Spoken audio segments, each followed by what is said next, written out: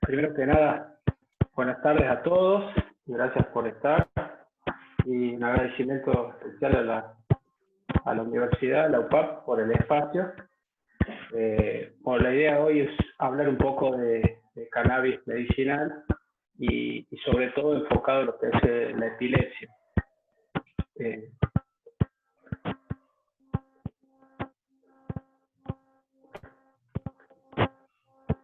eh, Siempre pongo esta diapositiva, creo que una declaración de conflicto de intereses que es algo muy común cuando uno da una charla, y vale aclarar que no consumo, no cultivo, no vendo y tampoco soy de la policía. Eh, la idea de la charla un poco hablar desde el punto de vista de lo que es el cannabis medicinal y la evidencia científica. El cannabis actualmente desde hace un tiempo que viene escuchando que es algo como algo nuevo, que apareció, que tiene un montón de propiedades, etcétera. Pero si nosotros hacemos un poco de historia, teniendo en cuenta lo que implica el cannabis, ya desde hace muchísimo tiempo, inclusive hay rastros y signos desde muchísimo tiempo antes de Cristo, pero si lo hacemos un poco más actual, en 1619, ya en Norteamérica se plantaba y se fomentaba el cultivo de la marihuana, inclusive como hay evidencia de 1850, estaba ampliamente distribuido y recomendado, sobre todo en excombatientes, con muchísimos productos para el arma, etcétera, etcétera. Había bastantes investigaciones y evidencia del uso del cannabis en medicina. Inclusive, el cannabis en esa época se convirtió en un producto del cual se podía desarrollar un montón desde combustibles, alimentos, la industria del papel.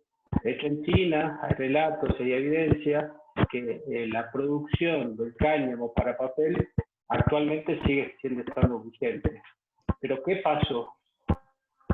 En 1937, por una declaración y un convenio multinacionales, lo que se llamó la Ley Harrison, se prohibió la marihuana. Pasó a lo que actualmente está vigente, un producto, digamos, de clase 4, y la restricción como droga ilegal. Esto a Juan su vez Pablo, perdón, produjo... te interrumpo un segundo. No sé si tenés algo que esté haciendo interferencia porque se escucha como un ruidito. ¿Se escucha un ruidito? No sé si quizás te Dame un segundo. pusiste auriculares o algo y eso esté haciendo medio interferencia.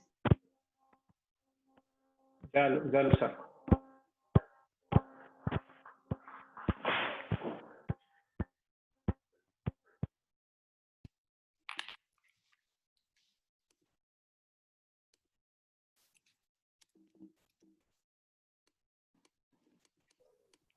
Ahora creo que ya está. Ahí ya no sale. Perfecto.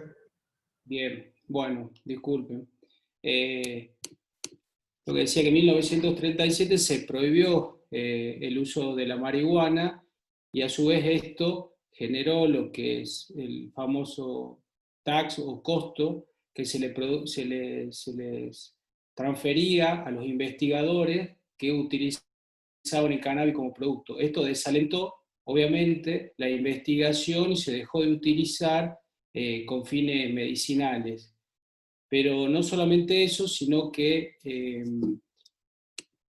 este personaje, Aslinger, que fue el primer director de la Agencia de Narcóticos de Estados Unidos, creó toda una campaña de desprestigio de la marihuana, que involucraba no solamente un racismo, sino creaba que como condiciones de antiéticas y de falta de moral, atribuyendo que las mujeres si consumían o fumaban marihuana tenían conductas indecorosas. Hay relatos, y de hecho hay una publicidad que aclaraba, inclusive pueden llegar a enamorarse de personas negras, o sea, todo un contexto en relación y en torno a la marihuana que generó en esta prohibición que hasta el día de hoy muchos países la tienen. Inclusive había una tira cómica en ese momento de donde la vinculación de la marihuana, no solamente con los negros, sino también con los inmigrantes, todos de índole latinoamericana, como los mexicanos, y el hecho de otras situaciones conflictivas o delictivas como la prostitución, etc. O sea, ese es un poco de historia de cómo llegamos hasta la actualidad, pero cuando uno empieza a hablar de cannabis, es muy difícil, y sobre todo a la comunidad en general, decir, ¿dónde estamos parados? ¿Cuál es nuestro escenario actual? Consumimos muchísimas cosas, como ustedes ven en todos los carteles, cannabis es salud, cultiva tu medicina, etc. Sobre todo siempre haciendo hincapié de algo, un producto 100% natural, etc. Si uno va un poco más, digamos, en profundidad y buscamos cannabis medicinal en Google, ustedes verán que en menos de un segundo tenemos 57 millones y medio de publicaciones. O sea que hoy en día esto implica una variedad, una cantidad de conocimiento, y no solamente conocimiento, sino noticias que no son verdaderas, fake news, o ciertas publicaciones de papeles o de papers tendenciosos. Pero si vamos un poco más a lo científico y hablando de cannabis, digamos, ¿qué sabemos hoy? Hoy sabemos nosotros que el organismo, o sea, los seres humanos, o sea, nosotros, tenemos un sistema endocannabinoide que fue descubierto hace un tiempo, ya en el 91 se clonó CBD1 en humanos, en el 92 se descubre la anandamina, que la anandamina es nuestro propio endocannabinoide. Después se identificó el CBD2, se clonó, en el 95 se identificó el segundo endocannabinoide cannabinoide que tenemos, que lo vamos a decir más fácil, se llama 2-AG. O sea que hoy sabemos que el cuerpo tiene un sistema preparado para los cannabinoides y el propio organismo genera los cannabinoides. Los cannabinoides en este caso son anandamina y el AG2. Y estos cannabinoides, endocannabinoides, tienen receptores donde el producto o la molécula actúa. Esto lo sabemos y está ampliamente distribuido, que es lo que anteriormente conocíamos, el CB1 y el CB2, con esa distribución. Ustedes van a ver en la infografía, se ve que la distribución es totalmente sistémica, no solamente el cerebro, pulmón, aparato digestivo, etcétera, etcétera. Inclusive hoy en día, de ese,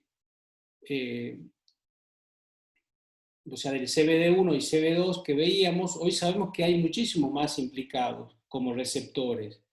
No vamos a entrar en detalle con los nombres, pero el GPR55 está ampliamente difundido en el cerebro y tiene mucha implicancia en lo que es la epilepsia.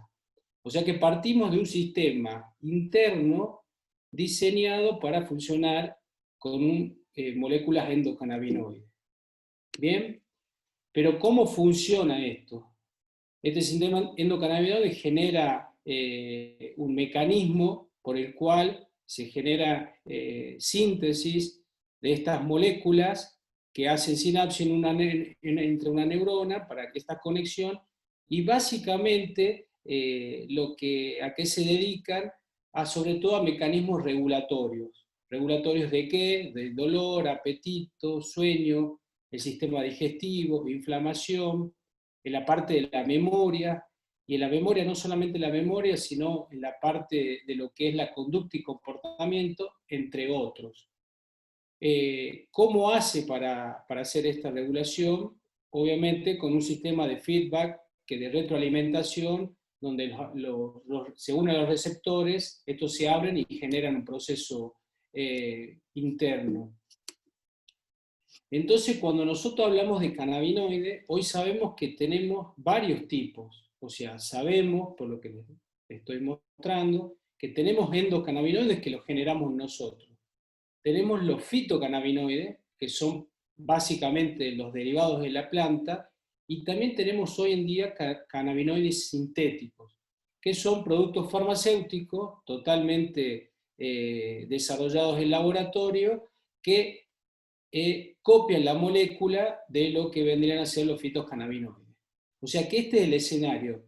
Muchas veces es importante entender esto porque cuando hablamos de cannabis medicinal, la gente, el común de las personas, asocia como solamente los derivados de la planta. Y cuando hablamos de derivados de la planta, existen muchísimas variedades, pero en reglas generales tenemos las dos más comunes, que es la variedad sativa y la variedad índica, que en su morfología difieren en ciertas cosas, como el forma ausada de la hoja, el color inclusive, el crecimiento, el tamaño, pero a los fines medicinales, ¿qué es lo que nos importa? La concentración o los niveles tanto de THC como de CBD que presentan las mismas, tomando como un paradigma, digamos, para epilepsia o para enfermedades neurológicas, la índica con un porcentaje mucho mayor de CBD en la planta. Bien, esto en líneas generales, porque hoy existen muchísimas variedades de manipulación genética que estas proporciones varían. Pero cuando todo el mundo, hoy es mucho más frecuente y se escucha de hablar de THC y de CBD, pero la planta tiene muchísimos otros compuestos, no solamente el THC y el CBD, el CBG, el CBN, el CBC, y así 130 compuestos más. O sea, estamos hablando de que una planta que tiene muchísimos compuestos y cada uno de ellos se comporta como una verdadera droga. Y hoy ha tomado mucho más relevancia lo que son los terpenos también, porque la planta no solamente tiene estos compuestos, sino también los terpenos, que son ampliamente conocidos y están difundidos en muchísimas vegetales, y generalmente lo que se asocia con los olores de la planta, ¿sí? Hoy se sabe que la acción de los terpenos también es muy importante para la acción de cada una de estas drogas o compuestos de la planta. Si uno podría simplificar de forma rápida lo que es THC y CBD, el THC se une principalmente al receptor CB1, ¿y cuál es el efecto? El efecto más conocido son la euforia, vendría a ser el componente psicoactivo de la planta y puede producir relajación, ansiedad, trastornos de memoria, etc. Por otro lado, el CBD o cannabidiol se une también al receptor CBD1, bloqueando la acción del THC y básicamente va a actuar sobre los sistemas opioides, o sea, del dolor, dopamina y serotonina. ¿Bien? Entonces, cuando nosotros hablamos de cannabis medicinal, ¿de qué estamos hablando? La FDA, cuando hace su descripción del término de marihuana medicinal, generalmente las personas lo utilizan para todo producto relacionado con la planta, sin procesar o extractos crudos, pero nosotros en medicina no son términos adecuados como para decir que esta formulación cumpla criterios de medicinal. Y eso es la idea de explicar un poco por qué. Porque cuando hablamos de un remedio, y las características debería tener un remedio, entre otras, tenemos la biodisponibilidad, el tiempo de acción, estabilidad, reproducibilidad y dosis. ¿Qué significan todas estas cosas? La biodisponibilidad básicamente es cuánto del producto que yo ingiero tiene una concentración en mi sangre. El tiempo de acción no es lo mismo un producto que empieza a actuar a los 10 minutos, a las 2 horas, a las 3 horas.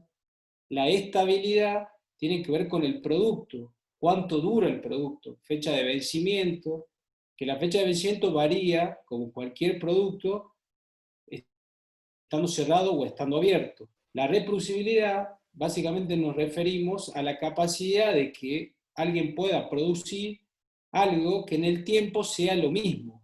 O sea, yo produzco un fármaco con una concentración de 5 en 10 mililitros y lo puedo fabricar en misma dosis en cantidad. Y cuando nos referimos a dosis, no estamos hablando de la dosis que debe recibir el paciente, sino de que debe ser dosable lo que tiene la medicación. ¿Cómo se logra esto? Con procesos estandarizados, testeos de fórmula y procesos de calidad, etc. ¿Por qué es importante esto? Porque los cannabinoides, y cuando hablamos de cannabinoides en este momento me refiero a los fitocannabinoides, tienen varias características. Por ejemplo, en cuanto a su solubilidad, o sea, su capacidad de difusión por los medios acuosos, es muy baja en agua y muy elevada en grasa, por su composición oleica. Si ustedes ven en el margen izquierdo, los dos tipos de cannabis, nosotros vemos más el de la derecha que está señalado, cómo la resina del cannabis no se diluye en agua. Cualquiera habrá querido diluir aceite en agua y ver que se forman como gotas que no se difunden homogéneamente. Hoy en día existen muchísimos productos, de hecho la nanotecnología ha ayudado mucho en generar soluciones como la que está a la izquierda, que tiene un proceso donde se puede disolver. Esto es muy importante, ¿por qué? Porque nosotros, el ser humano, está compuesto en su mayoría por agua. Entonces, la solubilidad es muy importante, o sea que la concentración de los productos depende mucho de cómo está procesado. Nosotros hablamos de estabilidad química. Cualquier producto que uno en condiciones óptimas, o sea cerrado, puede tener una fecha de vencimiento que varía si yo lo abro. Y cuando hablamos de los fitocannabinoides, básicamente tienen 3 procesos de degradación: la termodegradación, la fotodegradación y la degradación oxidativa. ¿Qué significa? Al calor, a la luz y a la oxidación, básicamente. Si nosotros vemos abajo en el gráfico, una concentración supuesta con una cantidad distribuida como las esferas en los fitocannabinoides, si nosotros lo dejamos en el tiempo expuesto a humedad, van a ver que la concentración disminuye casi un 90%. Y si nosotros lo sometemos a oxígeno, a oxidación, disminuye hasta un 30 a un 50%. Esto es muy importante porque cuando un paciente uno le dice, bueno, ¿cuánto tiempo dura el frasco abierto de cannabis? ¿Cuánto dura un frasco de cannabis abierto a la luz? ¿O cuánto dura un frasco de cannabis abierto que le dé la luz y en una zona de humedad elevada? Cuando hablamos de metabolismo, y nosotros sabemos que los cannabinoides, los fitocannabinoides, cuando ingresan al organismo, pasan al hígado, en el hígado se degradan, eso significa que el hígado destruye parte de lo que el paciente ingiere, y el resto de la molécula pasa al torrente sanguíneo. Ese porcentaje que pasa al torrente sanguíneo es lo que nosotros hablamos de biodisponibilidad, o sea, lo que el paciente tomó, cuánto llegó en sangre para hacer la dosis realmente efectiva. Todas estas propiedades hay que tenerlas en cuenta en el momento de que uno indica o ve un producto para cualquier fármaco. Y estamos hablando de fármaco como un remedio. Cuando hablamos de dosis, nosotros acá siempre hay una confusión muy grande en torno al cannabis porque nosotros tenemos varias formas de medirlo, como gota, microgota, por mililitro, por frasco, por ingrediente activo. O sea, hay muchas cosas que cuando uno empieza a manipular o trata de indicar un producto de cannabis, cosas que no están claras. Cuando hablamos de proporción, universalmente se habla de tres formas de proporción baja, moderada y alta. Y se refiere a que básicamente a los productos básicos que tienen los ingredientes básicos que tienen estos productos, que es el THC y el CBD. Una concentración baja, estamos hablando de 1 en 25 a favor de CBD, moderada en 1 en 4 y alta 1 en 2, o sea, mitad y mitad de CBD y THC.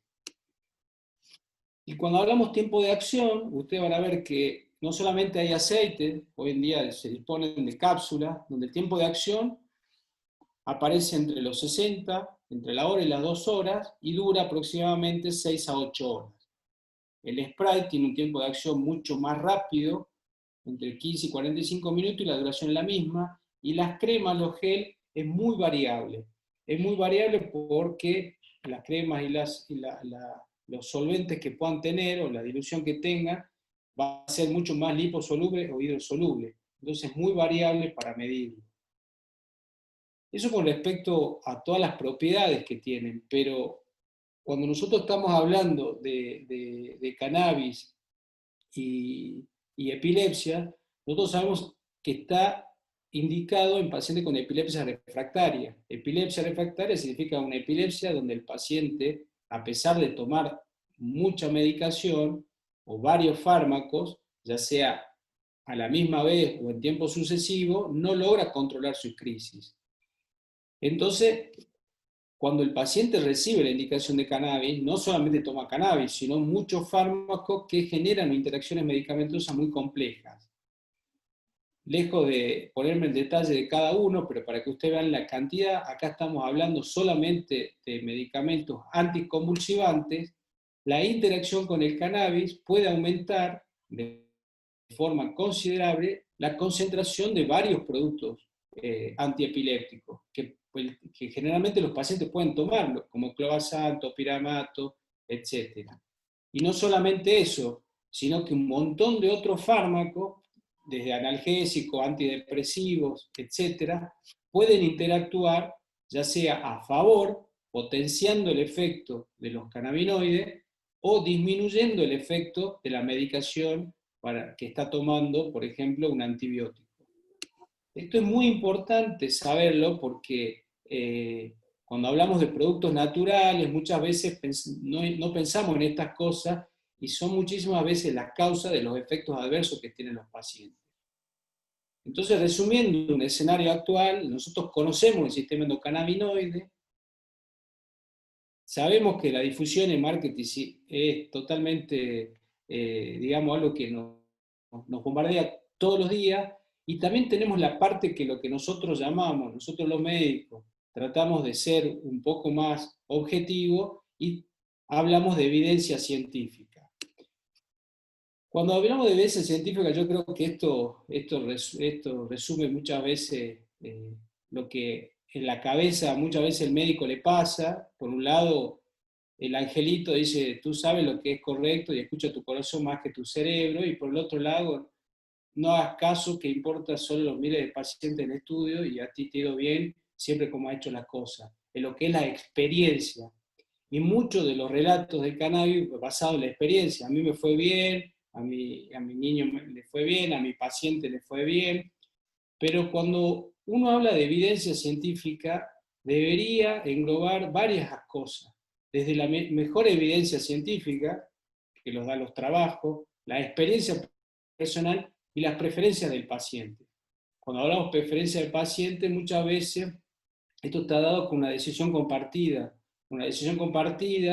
entre el familiar, el paciente y el médico, pero siempre esa decisión compartida, yo hablando en lo personal, creo que las decisiones se deben basar en conocimiento. Ninguna persona puede decidir si no sabe lo que va a tomar, solamente con el afán de querer estar bien.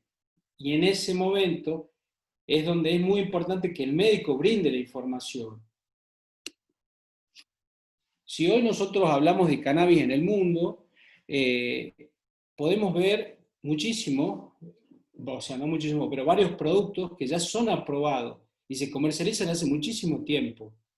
Miren, desde el 85 el dronabinol se comercializa en Estados Unidos para náusea y vómito, post-quimioterapia como para aumento del apetito. La nabilona también. En el 2006 se aprobó en Estados Unidos el Sativex, que es un spray bucal para la espasticidad en esclerosis múltiple y también como para el aumento del apetito. Y en el 2019, que es lo más reciente y lo que la mayoría quizás ustedes conocen, se aprobó para epilepsia refractaria el Epidiolex, que es un fármaco compuesto exclusivamente de cannabidiol. Todos estos productos se comercializan en Estados Unidos, pero para que ustedes tengan una idea, aproximadamente entre $1.200 y $3.500 salen cada uno de ellos. Entonces, cuando nosotros hablamos de decir, bueno, están aprobados hace muchísimo tiempo en Estados Unidos, inclusive en Europa también, ¿y de qué estamos hablando? Todos estos productos son cannabinoides sintéticos, y particularmente el Epidiolex, que es una formulación creada por un laboratorio inglés, que se llama GW, y que es el único que está aprobado para epilepsia refractaria y que hace referencia a todos los estudios que ustedes pueden ver y leer, y que evidencia científica. Entonces, cuando nosotros hablamos de evidencia, no solamente de productos, ¿qué evidencias tenemos los médicos? Hoy en día sabemos que los endocannabinoides tienen un efecto protector contra las crisis epilépticas, los que generamos nosotros mismos. También se detectaron niveles bajos de nuestros propios endocannabinoides, el líquido cefalorraquídeo, en pacientes con epilepsia. Y también que existen niveles bajos de arandamina en suero y se correlacionan con niveles de ansiedad elevados. Todas estas cosas han sido probadas y demostradas por distintos investigadores. ¿Y cuáles son las enfermedades que están demostradas o que hay evidencia científica? Cuando hablamos de epilepsia, hablamos de síndromes epilépticos y para cuáles, básicamente para dos encefalopatías epilépticas, que es Dravet y Lennox-Gastaut, y hoy se van sumando actualmente otras patologías como esclerosis tuberosa, etc. Pero siempre hablando de patología de epilepsias refractarias, epilepsias que no responden a medicaciones habituales y se necesita como adyuvante al cannabis. También en dolor crónico, vómitos y náusea y espasticidad en esclerosis múltiple. Son todas patologías aprobadas en muchas partes del mundo para el tratamiento con cannabis medicinal. Esto para que vean, solamente de forma gráfica, ahí hablamos de Dravet y Lennox-Gastaut, y ustedes van a ver la proporción en azul de pacientes que mejoraron sus epilepsias, sus convulsiones, en comparación con el naranja, que es el placebo. La proporción, si bien es significativa, ustedes abajo pueden ver la dosis que tomaban, 20 miligramos de CBD por kilo. O sea, es una dosis elevada con un beneficio considerable en los pacientes. Por ese motivo es que se aprueba como tratamiento de estas patologías. Pero siempre hablamos, digamos, la gente habla así, el cannabis para epilepsia, para dolor, para esto, pero ¿qué tipo de cannabis? ¿Con qué proporción? No son los mismos productos. Ustedes van a ver que para epilepsia nosotros utilizamos una concentración de 25 a 1. 25, digamos, mililitros, por ejemplo, de CBD contra 1 de THC. En cambio, para dolor las concentraciones son mucho más parejas, ya sea 4 a 1, 5 a 2, y para náuseas y vómitos, concentraciones que pueden llegar a 2 en 1. O sea que el cannabis, si bien está indicado en ciertas patologías y está aprobado, en la mayoría de ellas se utilizan cannabinoides sintéticos, y los fitocannabinoides tienen concentraciones que son distintas para cada una de ellas, las patologías. Siempre vale aclarar esto, que en todos los estudios a la fecha, el cannabis se utilizó como droga asociada al tratamiento del paciente. En ninguno de los casos, los pacientes con epilepsia refractaria están solamente con cannabis. ¿Por qué es importante aclarar esto? Porque como muestra la figura, a veces uno tiene la sensación de que se difunde el cannabis como una opción. Deja tus pastillas y toma cannabis. Y eso en la actualidad aún no es posible. Entonces ya vemos que hay evidencia, que existe, que son distintos, pero en el momento que uno indica un cannabis, ¿qué debería tener en cuenta? Muchísimas cosas. Entre ellas, y en modo de resumen, importante tener en cuenta la edad, la genética de los pacientes, cuando hablamos de genética de antecedentes, si tuvo exposiciones previas, qué comorbilidades y si toma algún otro remedio. ¿Por qué? Porque sí existen riesgos. Las normativas, y hay muchas guías, sobre todo en Canadá, donde está muy, supervisado el uso de cannabis medicinal, presentan advertencias o por lo menos indicaciones o sugerencias para las indicaciones de este tipo de medicación. Riesgo. ¿Quiénes presentan riesgo? Menores de 25 años. ¿Por qué? Porque tenemos un cerebro en desarrollo y puede tener efectos negativos no solamente a nivel funcional, sino también estructural. Y ustedes van a leer que atrofias de ciertas zonas del cerebro, etc.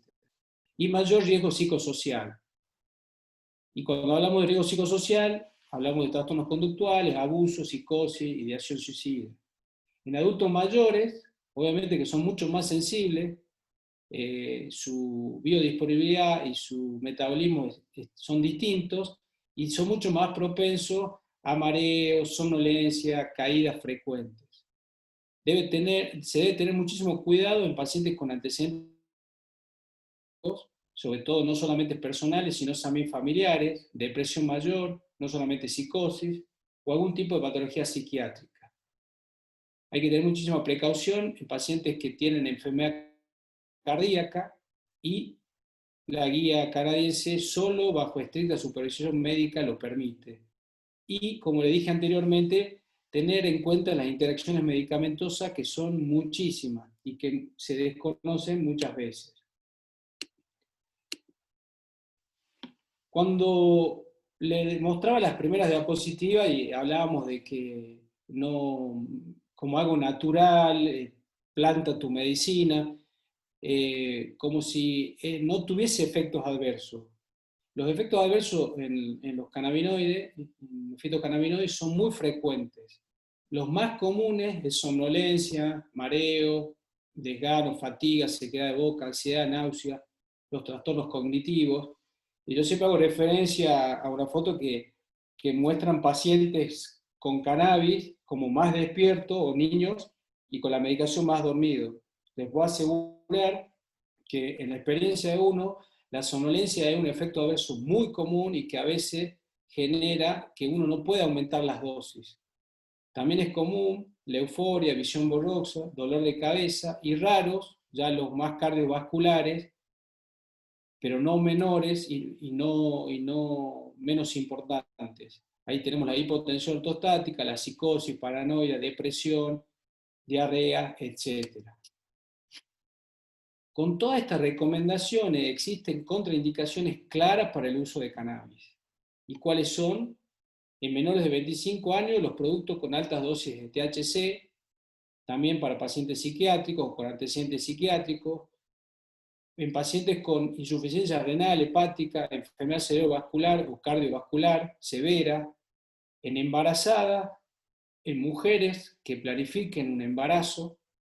Siempre yo digo un aforismo, digamos que nosotros los pacientes epilépticos son jóvenes y muchas veces mujeres, y mujeres que desean tener hijos, y generalmente cuando la mujer está embarazada ya está de un mes, se entera cuando le viene el atraso, y es cuando puede ser muy deleterio el consumo de marihuana en el desarrollo del feto, o sea que está contraindicado. Y también contraindicado en pacientes que tienen antecedentes de abuso de sustancia de cualquier tipo, incluido el alcohol.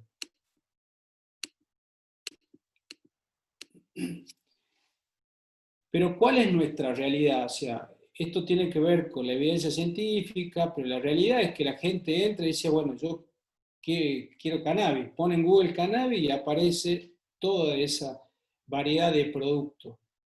Entonces, si nosotros hacemos un ejercicio práctico y decir, bueno, pero ¿qué tienen esos productos? Sacando del montón, tenemos varios productos, pero miren, estos son, si bien está en inglés, los quise poner, digamos, textuales, reales como son, para que vean, donde ustedes ven arriba, no importa que sepan qué es, pero el tipo de dosis que utilizan, en uno, por ejemplo, habla de una gota, el otro habla de 3/4 de cucharada, 3/4 de cucharada, que tampoco te dice si es cuchara, cucharita, y las concentraciones, por ejemplo, el de la izquierda, hablan de un extracto de cáñamo, que no sabemos qué es. Después hace de fitocannabinoide 30 miligramos, pero tampoco especifica qué. En estos de la derecha, como especifica un extracto de cáñamo de cannabidiol de 83 por miligramo, pero a su vez los 3/4 de cucharadita equivalen a 3,75 mililitros, o sea que hay que hacer unos cálculos que muchas veces llevan a una confusión, no solamente en el médico, sino en los pacientes, y donde las dosis son muchas veces inadecuadas. Por ejemplo, que está en castellano, que lo encontré en castellano, ustedes ven que dice, la cantidad dice aceite de semillas de cáñamo 700 miligramos, pero no sabemos si es CBD, THC, etc.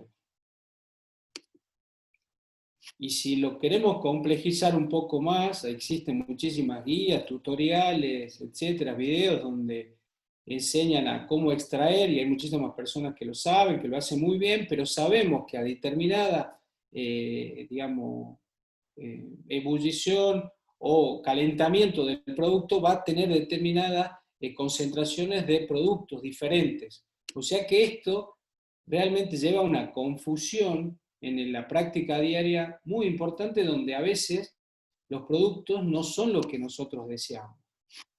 Las formulaciones que existen de cannabis, ustedes van a ver que hablan de aceites, tintura, todos tienen diferentes.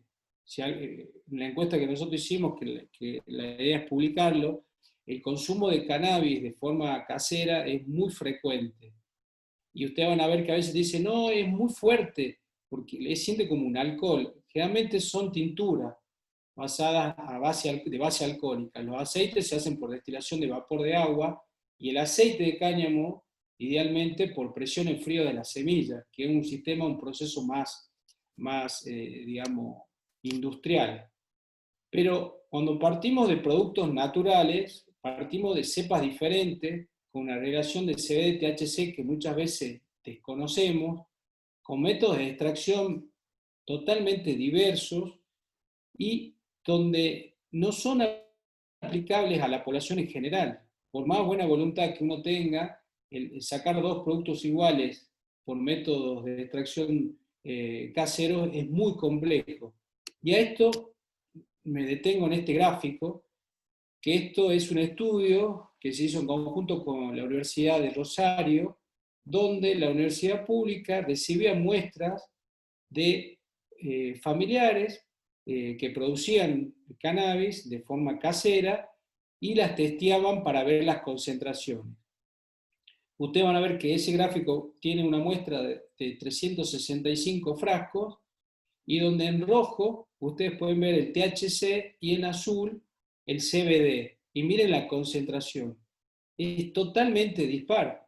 Estamos hablando de concentraciones en su mayoría casi cero, y en otras donde las concentraciones de THC son muy elevadas. Inclusive acá, si los comparamos con los distintos compuestos, es una heterogeneidad imposible de poder reproducir en los pacientes. Imagínense, es como que yo le diga a usted, prepare la penicilina, siembre hongo y dele a su hijo para determinada infección, usted vaya viendo 2 o 3 gotas. Entonces, cuando nosotros hablamos de eficacia, pues dice, ¿es eficaz el cannabis? Sí es eficaz. Nosotros tenemos que dividir dos cosas, los beneficios y riesgos, porque algo puede ser muy eficaz, pero muy riesgoso. La idea es llegar a un equilibrio. Y cuando hablamos de beneficio, están dados por la dosis y el tiempo. ¿Cuánto le tengo que dar? ¿Cuánto tiempo tengo que esperar? Y los riesgos. ¿Con qué seguridad? ¿Qué efectos adversos puedo tener? ¿O qué complicaciones puedo tener? Entonces, el cannabis sigue siendo actualmente tratar de llegar a un equilibrio entre lo que el paciente, las complicaciones pueda tener y los beneficios. Cuando nosotros hablamos de epilepsia refractaria, son pacientes muy complejos que pueden llegar a tener cientos de crisis por día, donde es imperioso cortar ese círculo para la evolución y para detener la progresión, el deterioro en ese paciente. Y a modo de conclusión, ¿qué podríamos decir? Que realmente existe evidencia suficiente en epilepsia al uso de cannabis, que el cannabis debe cumplir requisitos básicos de un fármaco, que no es un producto natural, que uno como médico debe evaluar el costo-beneficio en el paciente, y no hablamos de costo, digamos, en forma de dinero, sino en la salud de ese paciente, brindar toda la información, brindar un consentimiento informado, que básicamente es que el paciente o su tutor o el familiar debe saber qué está consumiendo y cuáles son los posibles efectos adversos. Para que ustedes sepan, en aproximadamente un 8% de los pacientes puede empeorar las crisis epilépticas. Inclusive hacer un estatus convulsivo, que significa pacientes que entran a hacer crisis y no recuperan la conciencia entre una y otra crisis. Y debe tener un estricto seguimiento médico. Yo creo que esta imagen refleja, por lo menos lo que siento, que uno puede leer muchísimo y puede saber muchísimo, pero hay muchas cosas que en la actualidad no sabemos y cada vez descubrimos más y se sabe más y vamos aprendiendo en el día a día. Pero hay muchísimas preguntas que hoy no las podemos contestar.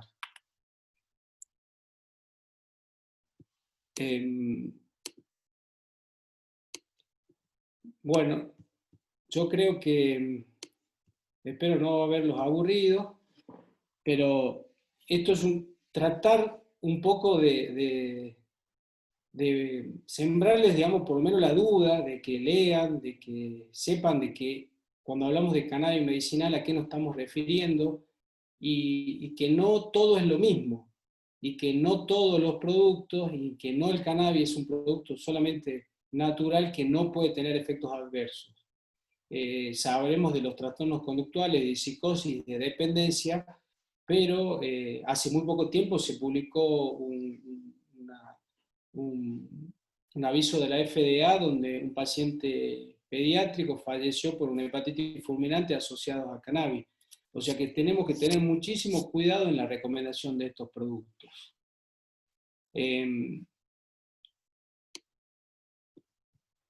No sé si alguno tiene alguna duda, alguna consulta, puede hacerla, puede hablar si se anima, o si no la pone por el chat y la podemos intentar responder.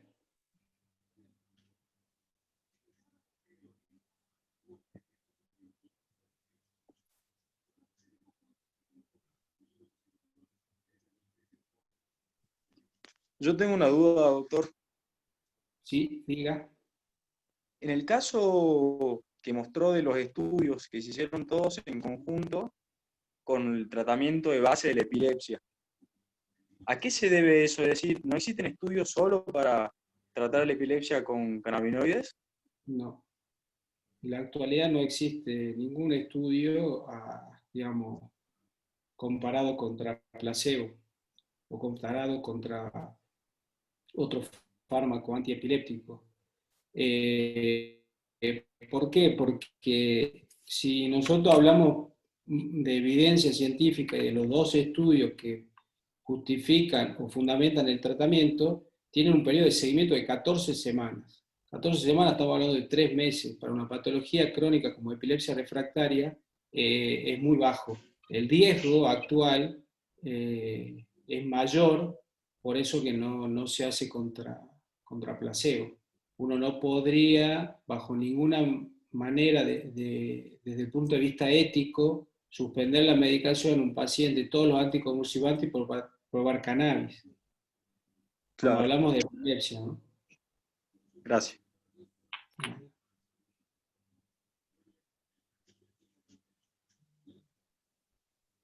Bueno, acá ponen el futuro posibilidad de desarrollo que le da a la producción de fármacos. Yo, en lo particular, creo que es uno de los fármacos que más futuro tiene en medicina, porque hoy en día no es objetivo de la charla hablar de otras patologías, pero tiene vasta evidencia en trastornos dermatológicos, existen para tratamiento de lo que se llama una patología que genera como lesiones autoinmunes y ampollas en la piel, con mucho beneficio. O sea que tiene un desarrollo a futuro, creo que muy importante. De hecho, la industria del cannabis en el mundo ha crecido muchísimo. Pero creo que hay que ser cautos, hay que esperar, hay que hablar con evidencia, porque recomendar algo de uso natural, así a simple vista, puede ser muy riesgoso. Nosotros cuando hablamos de epilepsia refractaria, el producto aprobado tiene solo CBD. Y ustedes vieron lo que yo les mostré, muchas de las concentraciones caseras tienen altos niveles de THC. Si yo le doy altos niveles de THC a un paciente con epilepsia, le voy a empeorar la epilepsia. Si no le empeoro la epilepsia, le voy a empeorar el trastorno de conducta que probablemente tenga, y es lo que nosotros vemos en la práctica diaria, en el tiempo de seguimiento, que desarrollan psicosis, trastornos severos de conducta, en algunos casos empeora su autismo. O sea que hay que tener mucho cuidado con el uso de los cannabinoides.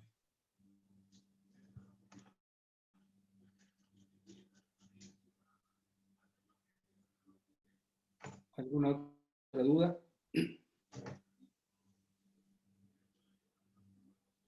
¿Me entendieron todo? No entendieron nada.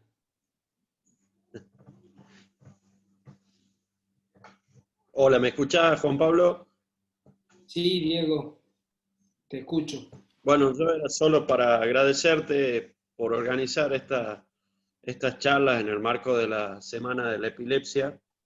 Sabemos de tu compromiso y de tu lucha durante años para lograr que se instaurara el programa de epilepsia en el marco del Ministerio de Salud de la provincia, y también de tu compromiso y de tu pelea diaria para que se reconozca los derechos de los pacientes con epilepsia. Agradecerte por la organización de esta actividad, que tuvo con la tercera charla con la tuya, y el cierre a lo que es la Semana de la Epilepsia, y decirte que muy agradecidos, y que esperamos que sea la primera de varias actividades que en definitiva lo que buscan es la construcción del conocimiento entre todos. Así que te agradecemos y te invitamos a que sigas organizando este tipo de cuestiones en el marco de la Universidad Provincial de Administración Pública, que en definitiva llega tanto a empleos públicos como al común de la sociedad. Así que gracias nuevamente, y te mando un abrazo desde acá. Bueno, muchas gracias, Diego. La verdad, yo soy el agradecido por el espacio. Creo que esto es muy importante, y creo que lograr no solamente el autocuidado de los pacientes y esto que hablamos de la decisión compartida, se fundamenta en el conocimiento que puedan tener nuestros pacientes, los familiares, porque el cannabis a veces genera grieta, como tantas grietas tenemos, y donde creo que todos tenemos un objetivo común. Creo que tanto nosotros como médicos, como los padres o los pacientes, queremos que estén bien. Entonces creo que deberíamos trabajar en conjunto, digamos, sin mezquindades y sin rivalidades.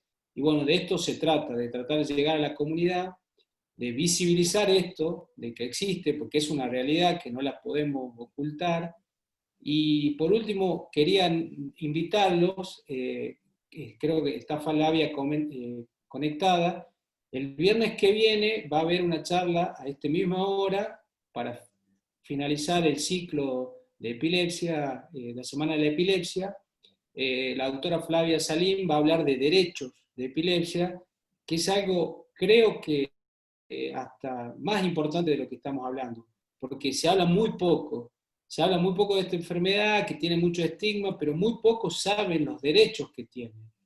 Y me parece que esto también es el objetivo de esta charla, de que los pacientes se empoderen, que sepan sus derechos, tanto en la medicación, laborales, etc. Así que los invito a que no se la pierdan, porque no es común, no es frecuente este tipo de charla, y amablemente y desinteresadamente la doctora Flavia Salim va a hablar. Así que el viernes que viene los esperamos. Muchas gracias a todos, los despido y los agradezco a todos los que participaron. Gracias a vos, Juan Pablo.